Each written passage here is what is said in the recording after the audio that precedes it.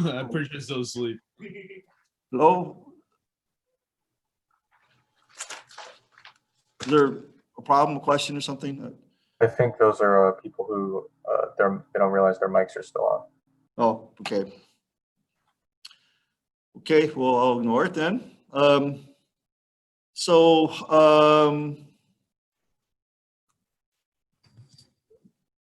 able to just make the assumption here in this example that the current density is uniform over the surface. And it's also perpendicular to the direction of the area elements on this surface. So consequently, we can write this as a product of the magnitude of the current density times the area of the surface of which it passes through. And current density can be determined a couple different ways, but we did this at the microscopic way of defining current density in terms of these physical quantities. And recall that, N, just N is the number of conduction electrons per cubic meter. So volume number density of conduction electrons. And multiplying this on the charge of the electron, then we have now the volume charge density of conduction electrons in some volume, whatever material, whether it's copper or aluminum. And the drift speed we defined in the following way, where the electric field times the charge of the electron divided by its mass. That is the acceleration of a electron when it's in an electric field E. And consequently, that times the time between each collision.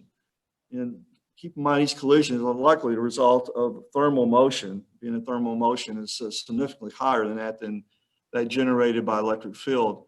That this time between collisions times the acceleration is how the drift speed of the conduction electrons are defined.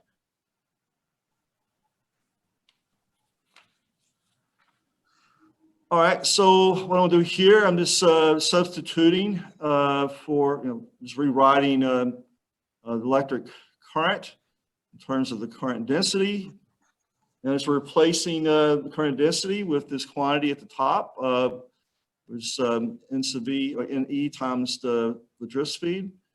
And now I'm substituting for the drift speed here. So that's the charge of electrons times electric field divided by the mass electron times the time between collisions. So we have this relationship you see here. Any questions about this along the way? I mean, I just, please stop me if you don't understand something.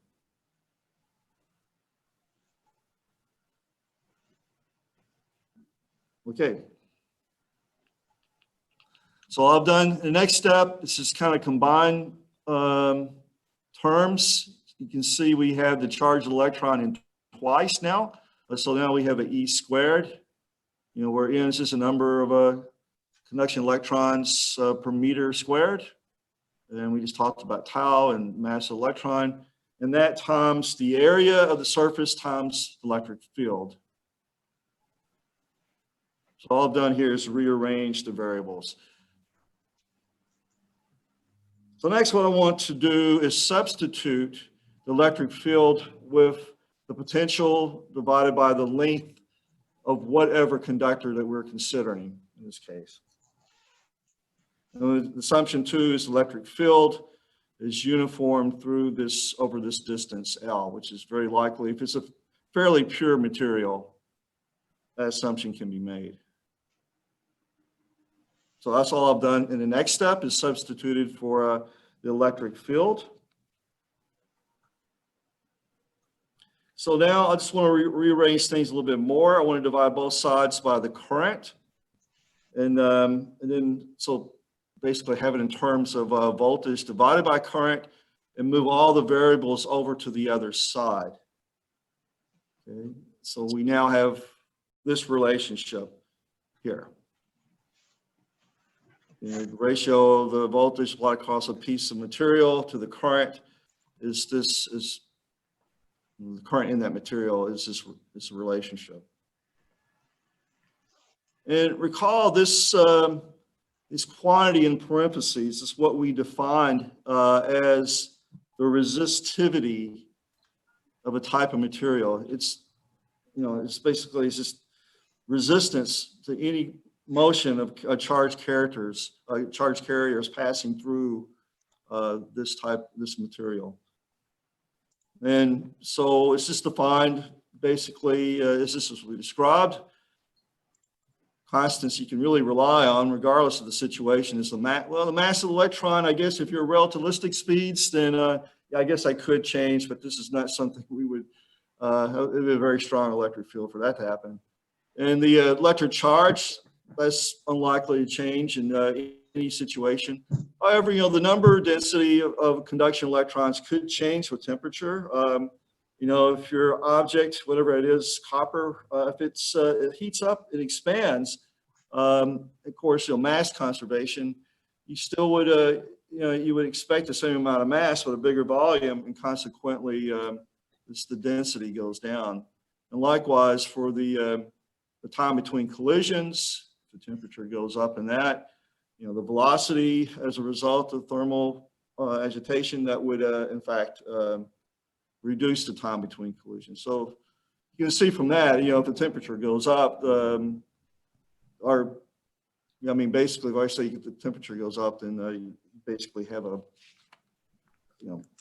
first of all, tau gets smaller, so the resistivity goes up, for example, in the same situation for conduction electron density.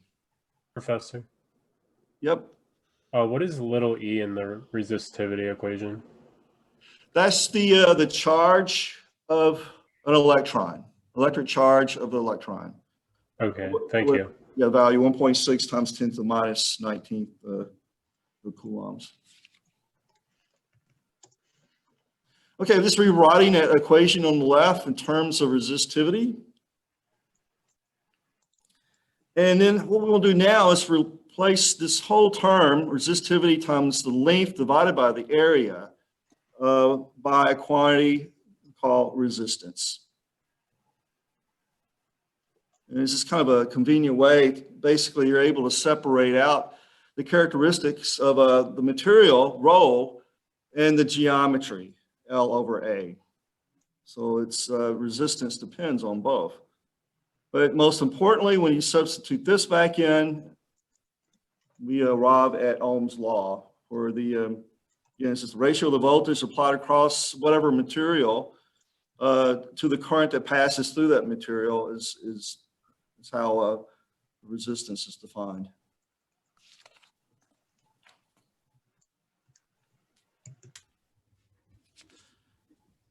So formally, though, resistivity is defined as the electric field divided by the current density in material. I mean, that's just formally how it's defined in this case, for what it's worth. I know it's kind of weird to think about electric fields in a conductor based on everything we have done in the last few chapters, but it can now this is a dynamical situation where before we're looking at electrostatic cases where there were no external changes. This is a different world that we're in now. So looking at it a little further, in terms of the units, I mean, we're basically covering what we just looked at. So unit of electric field can be written as voltage divided by meters. It's one way. As you also know, you can write it in newtons per coulomb, but writing this way, they're equivalent. Where the units, SI units for current density is amps per meter squared. And so that can be rewritten in the following way. So this is defined resistivity as ohms meter. And this is basically this is the standard way of calling it. I mean, call it resistivity if you like, but it's ohm meter is the proper unit to quote it in terms of resistivity. So this is another thing too, as we already stated, that the resistance of a particular object is equal to the resistivity of the material times this geometry factor, which is the length divided by the area. I note this is somewhat inverted for the capacitor, which we looked at in the last chapter. For a Excuse capacitor, me, the resistance is area divided by length. So you can see how this will imply different situations. The consequences are different when you're combining resistors. excuse me, For example- Professor. Oh, sorry. Sorry, could you go back to the previous slide? I wasn't able to get all of it. Thank you. Sorry about that. No problem. I have a question. Like, a lot of stuff we're defining with like formulas and stuff. Are we gonna know how to like describe resistivity, like in terms of like using like words, or just writing the formula is? Well, words is needed to understand it. So I feel responsible to make sure you do understand it in the English sense or whatever language you think I'm speaking. But I just think that's just kind of preliminary before diving into the physical meaning of it. Okay, thank you. Yeah.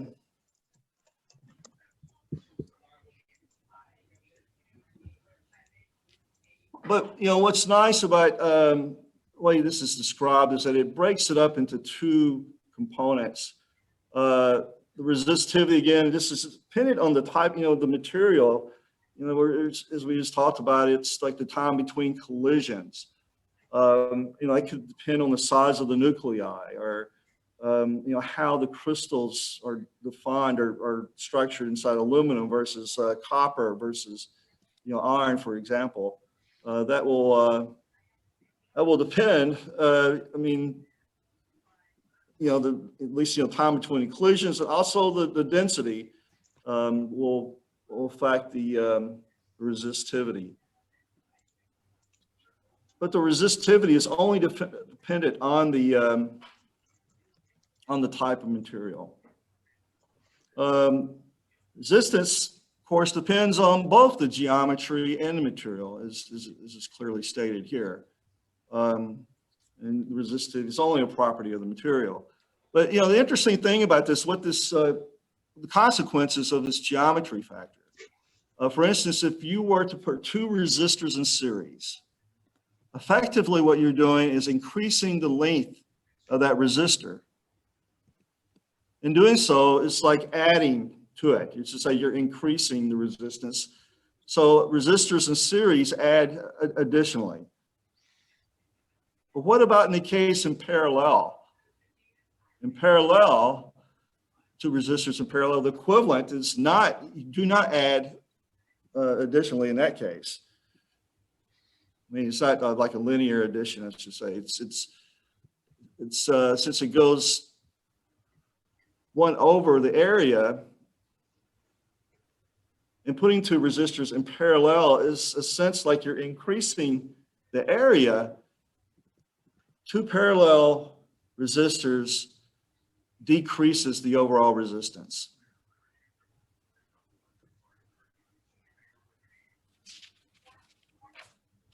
All right, we'll come back to that a little more in detail before the end of the lecture, I hope.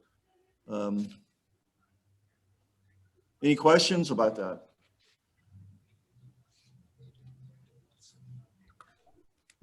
Okay, well, something we've already discussed a little bit. Resistivity material depends on the temperature. This is the typical relationship. In fact, this is somewhat of a approximation. So depending on the range of your temperatures that you're considering, like if you're did some measurements at 20 degrees C and take it up to maybe 100 degrees C, possibly a linear relationship such as this is appropriate. But if you take it out to something like, say, from 20 to 800, then you may have to take into account there's some non-linearities you have to account for. And here's, I really don't know what metal this is for, but this shows one case here. And it's term alpha. And so here's this basically, this it's just characteristic of that type of material, whatever that might be. But I mean, I think it's pretty clear here that you can see, for the most part, as long as you're like within speeds less than 100 times less than the speed of light, m sub e is constant. Electric charge is constant. But the number density is not necessarily, because the expansion of whatever object contains this material is made up of this material. And also, as well as the collision speeds the thermal speeds will increase, and then consequently the collisions between time will decrease.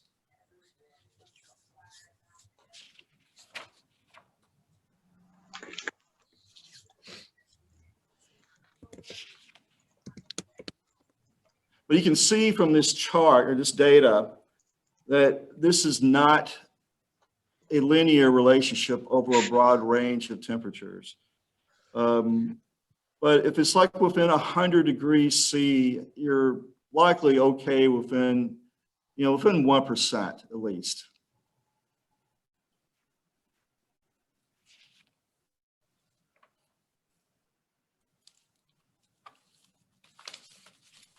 So any questions?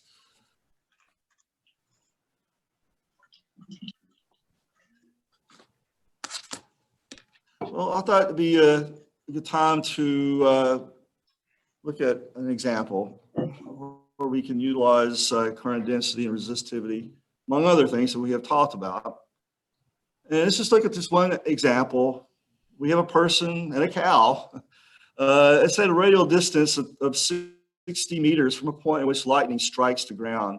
And it, as a result of that, 10 kiloamps is injected into the ground. Resistivity to ground, typical value is about 500 ohm meters. And the person's feet are spread out by a half a meter. Some radial direction, where the cow's hooves are separated by 1.5 meters. So let's make the assumption here, the resistance across the person, from left to right, and also for the cow, for the front and left, front and rear feet is, hooves, is 4 kiloohms. So the question is, so what is the current through the person and the cow when the lightning strikes ground? How would we go about solving this problem?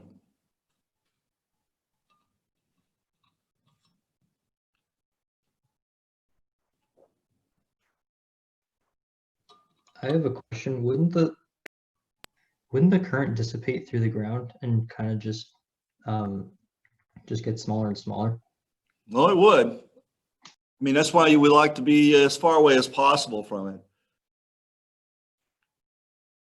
But yeah, I mean, what happens is the current spreads out through the ground, uniformly. It's because the resistivity is uniform in this case. Do we have to know the volume that the ground is then? It would dissipate over time, but I mean, not over time, but over distance. So you're right about that.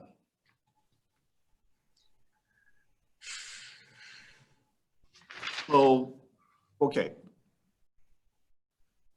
This is a geometry that I have set up. It says the resistivity in the ground is uniformly. The current, that should be uniform, not uniformly.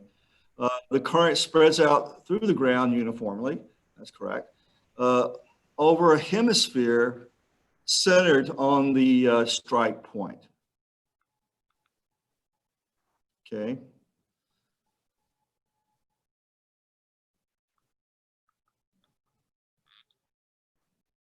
So how would we go about solving this? I mean, ideally what we would want to do, I think everything's set up to do this, is to determine the potential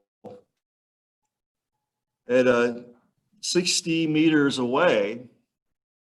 And then from the potential, using Ohm's law, and assuming the person in the cow does not influence the potential, being that consider that their resistance is much higher than that of the ground,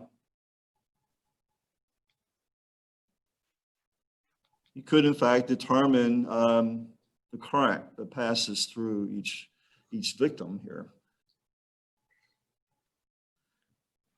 All right. So what I would do is first let's look at the current density. It can be determined, from the current flow from this hemisphere.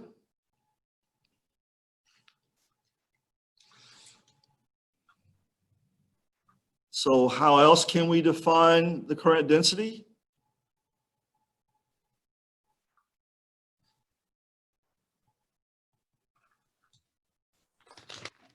As the drift speed times the volume charge density. Okay. Yeah, but that's not given to us here. I mean, we have other constraints that we can use, or at least Current over the area.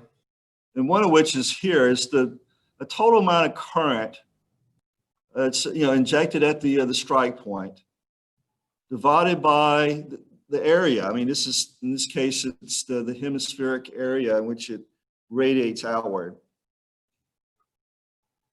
That's equal to the current density. But what is A here? We're given I, but what is A?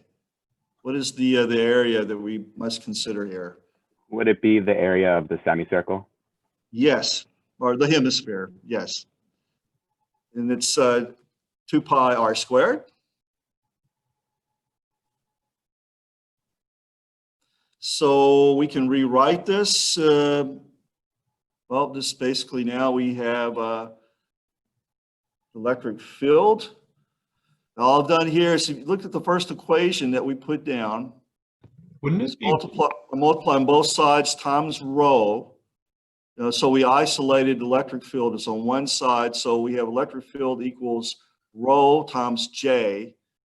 So now we have what J is the current divided by the area times rho.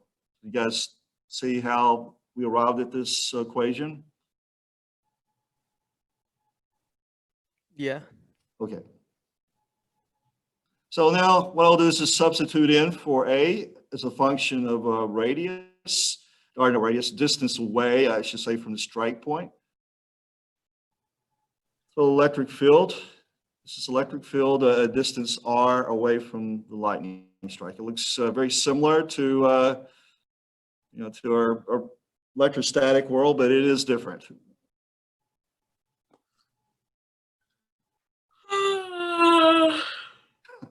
My thoughts exactly. All right, so we have the electric field, and remember the goal here is try to set up a Ohm's law relationship to determine the current through each victim. How do we determine the potential?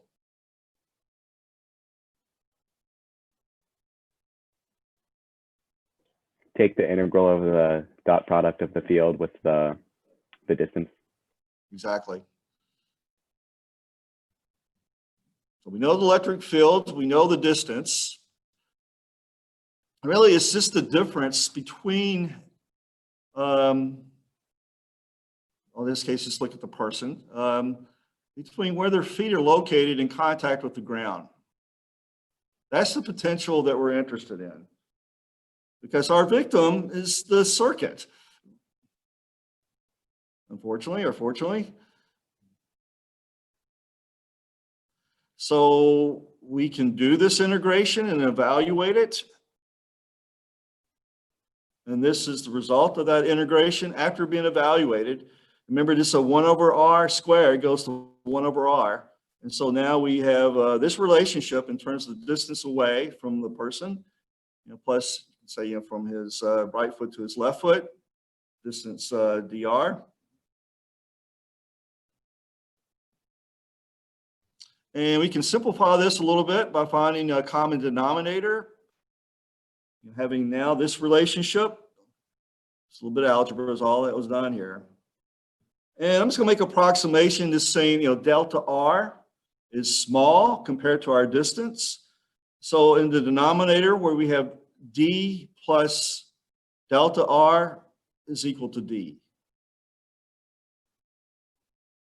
That's being that we're 60 meters away, and the spacing between the contact points of his shoes, hopefully shoes or whatever he's wearing or not wearing, that is it's less than a 5% effect. Well, it's about a 5%.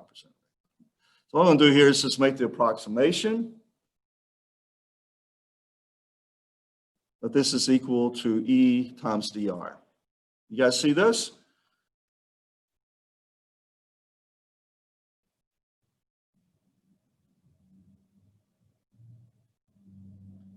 Any objections to this?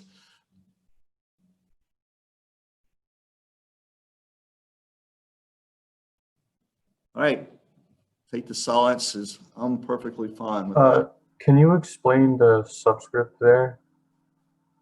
Oh, the R equals D? Yeah. Yeah, that's just the electric field evaluated at a distance D away from the lightning strike. So if you were to take this relationship E equals the current of the lightning times rho divided by 2 pi R squared, you just substitute D in for R. Is that clear?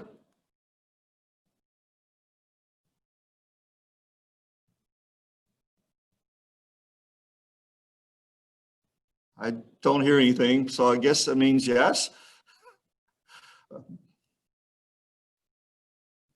All right. All right, so now, oh, sorry, go ahead. Could you say that again? I'm a little lost there. But can you repeat the last part that you said? Oh, the electric field of the subscript little r equals big D. That's the part that you're questioning. Yeah, I mean, all that implies is that the electric field is initially written, in terms of this distance away from the lightning strike. I don't know if you can see my cursor. Oh, you can't see my cursor. Sorry. Okay now. Sorry. Okay, so here, this is the relationship between the electric field and a distance away from the lightning strike. And it's that was used into this integral to determine the potential difference between D and D plus dr. Are you able to see my cursor now, the mouse? Yeah, we can see it. Yeah, I'm sorry about that.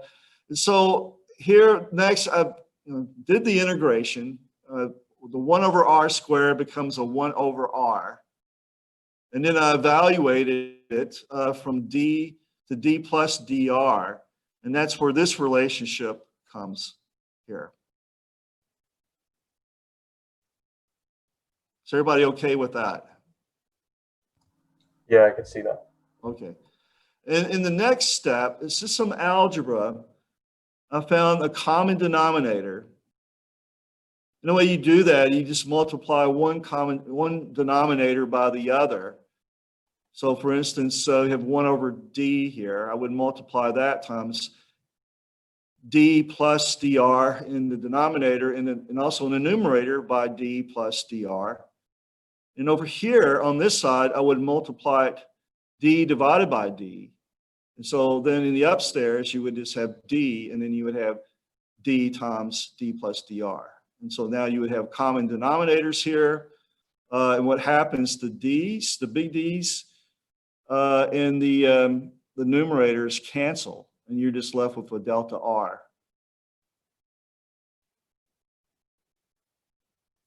You should convince yourself of that, but that's the relationship you get when you do that. When you find a common denominator in this given case. Is everybody okay with that?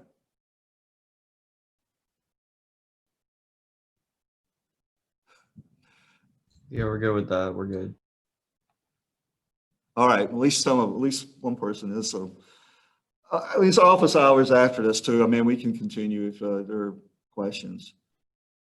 And here what I've done, it says, well, D is 60 meters away. the person's left foot and right foot are spread out by 0.5 meters.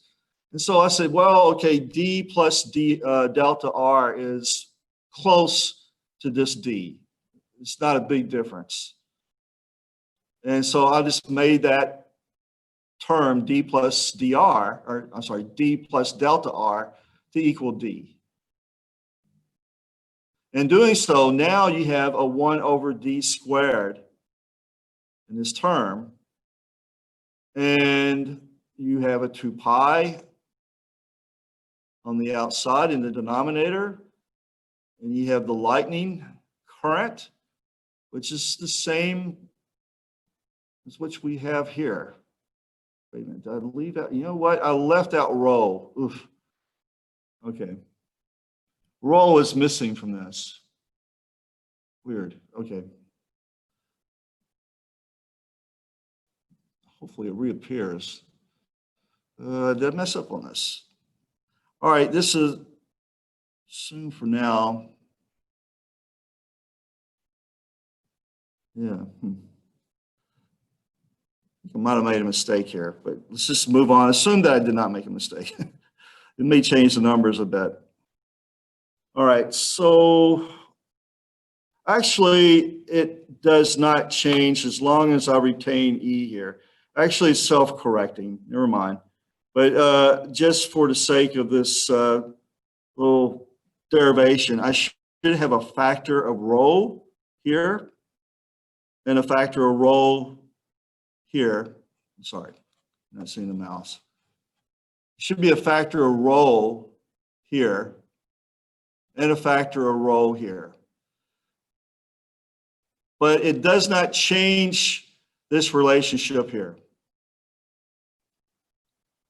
You guys see that? I just dropped it. You know, when I included the electric field in this integration, I just forgot to insert rho here and rho here. But then I made a second mistake by just writing this as electric field, which compensates that. So rho is really still included in this electric field.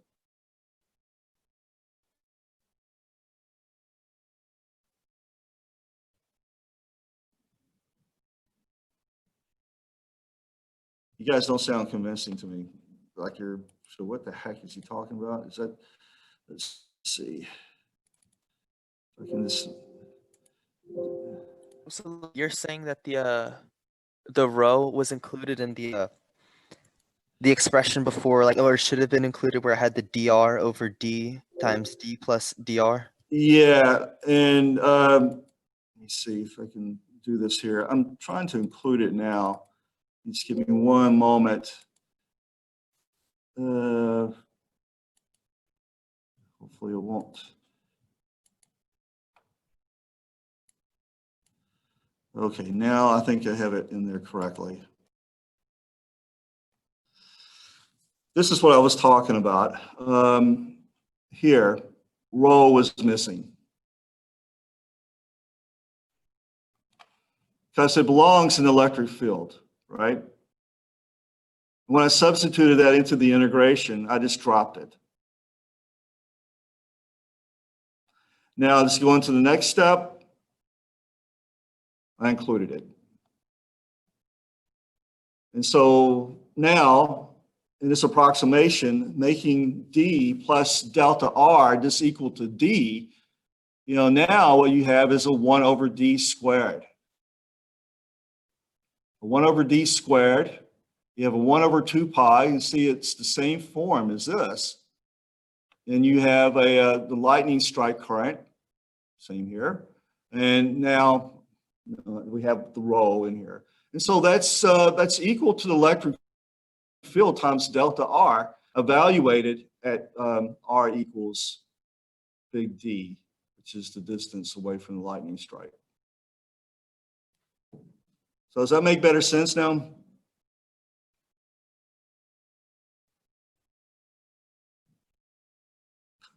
Yeah, it does. It clears it up. Thank you. Okay, sorry about that. All right, now what I want to do is apply Ohm's law where you think of the ground as like a battery. It has a voltage across it.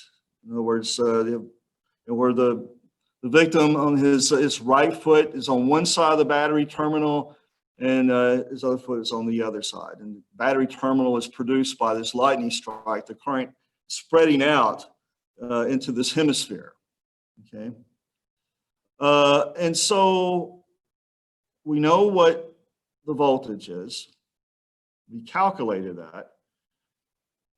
The resistance of the person, in this case, I dropped a P, it should be a P there. But that's, and that's given here at the top in the problem, where it's 4 kiloohms.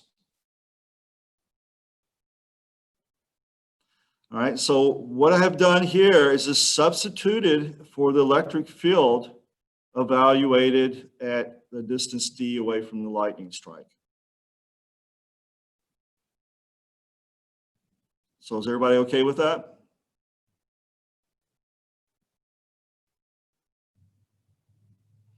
Okay.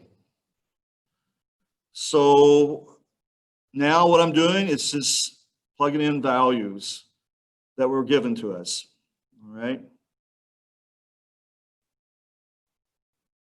Resistivity is, it was given to us as 500 ohm meters. The current of the lightning strike is 10 kiloamps. This is the area of the hemisphere at a distance D away. And delta R, shown here, at least for the person, is 0.5 meters. And it's the, yeah, okay, yeah, that's right. And the resistance for this given person is 4 kiloohms. Where did you find the value for D? Oh, that was given, did I leave that out? It's at the very beginning. I didn't see it. My bad. I left it out. It was, I included it early on. No, you didn't leave it out. I just didn't see it. It's at the top there. Oh, yeah. I missed it too. So yeah, it's 60 meters. So that's how I use that value to determine the, the surface area of the hemisphere. So putting all these numbers together, I get 3 times 10 to the minus 2 amps. I mean, that sound like a lot, but actually it's a lot. In terms of what could happen to a person, severe pain and possibly lethal. It's a lot of current passing into the ground. And also it depends on the resistivity. Actually, if it was, the resistivity was lower, it would be, less an effect. It's more current, it's just, passing outward. So the potential would be different in that case. Potential would be different, or at least the potential difference would be less at the person. So it just depends on how much the salt content in the soil. Water and salt makes a pretty great conductor. And salt water, that is. And this is for the person, right? I'm sorry, what's that? I was going to say this is for the person, right? And you would just do the same thing, Yeah. but with a different distance for the cow. Yes, it's and we're assuming the same resistant value for the cow. One could argue maybe it's quite possible, being at the the cow's cross-sectional area is quite a bit bigger than a person, in most cases, but longer. So, it could be, it could compensate to being the same resistance, but the voltage would be different. Voltage, the potential difference between the front and back would be different. And so it's really just a factor of factor 3. So if we take the current of the person and multiply times the, the space in between the front and rear hooves versus the person's right and left foot, that would give us the current for the cow. And as you can see, it's a factor of 3 higher. And I really don't know how the cow would react to this. I mean, there may be some information on whether this would be lethal or not. I really don't know. But I will definitely refrain from telling any bad jokes. Anyhow, it's just kind of interesting. Any questions? So what would happen if the person was facing the lightning and both feet were on the same equal potential line? He would be a very lucky person because he would feel, very likely he may get knocked down from the shock wave, the acoustic shock wave. Basically what happens in lightning, it just creates a column of a vacuum. I mean, it just separates out the air, displaces it, and when the air comes back together, that's the thunder that you hear. And that being so close to that, the person may have, his ears may be ringing for a day or so, but very little electric shock, as you say, because he's on a equal potential surface in that case. Good point. Thanks. So if you see lightning coming down, if you're quick enough, you can just rotate your body such that you're facing it or facing away from it. And but I don't know if anybody would have such a reaction time. Or pick up one leg. Yeah, I'll pick up one. That's a good point. Yeah.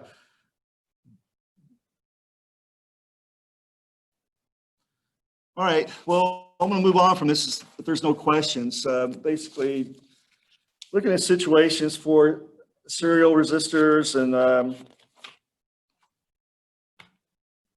see in parallel.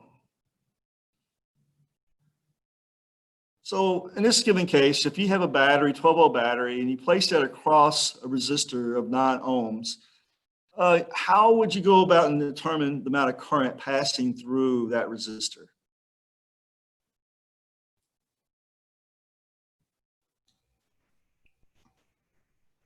You would do the By the voltage. voltage by the resistance. Yep, that's exactly right. Well, this is Ohm's law. I mean, it can be written in many terms here, but isolating the current, it turns out to be, in this case, 1.3 amps. Now, what about this case?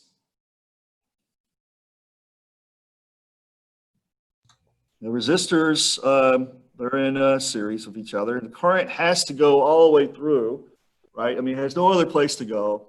So the amount of current that goes to the 5 ohm resistor must equal the same current that goes to the 1 ohm resistor.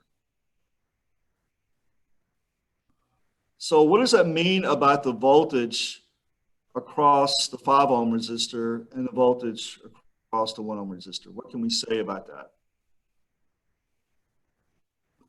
Well, since the two resistors are in series, can't you just add them? Yep, exactly right. Well, the current is the same everywhere, as I just pointed out.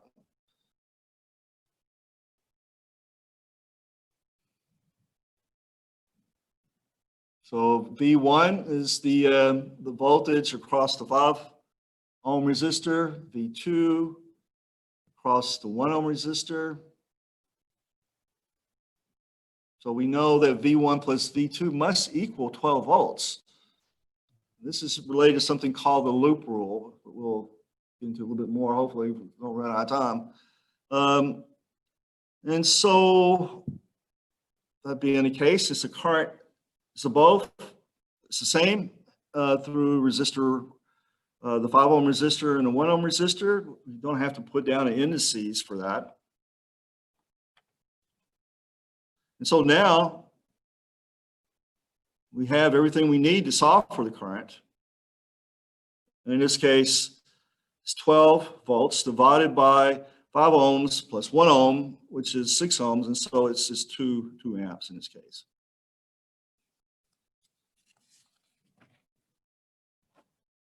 So what to make of this is that just like in the case of electrostatic forces are conservative, and the way you just look at it here in this situation, if you want to look at the potential difference across 2 points, and this could be on a circuit for that matter, look at the electric field and do a path integral. And if it's over a closed loop, such as that is a circuit, then the sum of the potentials must equal 0. And this is referred to as Kirchhoff's loop rule. So the sum of the changes in the potential encountered in this complete loop, I mean, it's this complete of any loop actually of a circuit, must be 0. So the total of all potential rises, such as that from the battery going across the battery from negative to positive, you gain a potential. But as the current continues through this circuit and it passes first over the 5 ohm resistor, there's a potential drop, in this case of 10 volts. And then another potential drop across the 1 ohm resistor, and that's in this case 2 volts. So writing this in this way, it's basically saying, well, the potential rise is equal to all the potential drops. And this, essentially, we just wrote this in numerical form of that of what was written at the top of the page here, where the integration over a closed loop. And this is what this circle means, is over a closed loop, that E dot ds is always 0. This is somewhat related to the conservation of energy. I mean, if we were to include a test charge in this case, moving this test charge all the way around, it's just when you move a mass up a certain height, from the ground and bring it back down, well, total energy is recovered from this. And this is no different in a situation like in this water pump. The pump basically raises whatever, and this just calls water in this case, it could be any liquid, up to some height above the surface of this liquid. It's gaining potential. And then when it returns back to this bath or whatever this is, to that level, then it's just back to its original potential. Another thing too to think about, when you're relating this to like pipes, water and pipes, you think of this amount of water that passes through a certain section of pipe is like current. A pressure is equivalent to voltage in this case. If you're trying to relate these two. So voltage is like pressure, and just the amount of mass passing through some cross section of the pipe is like equivalent current. Just for what it's worth.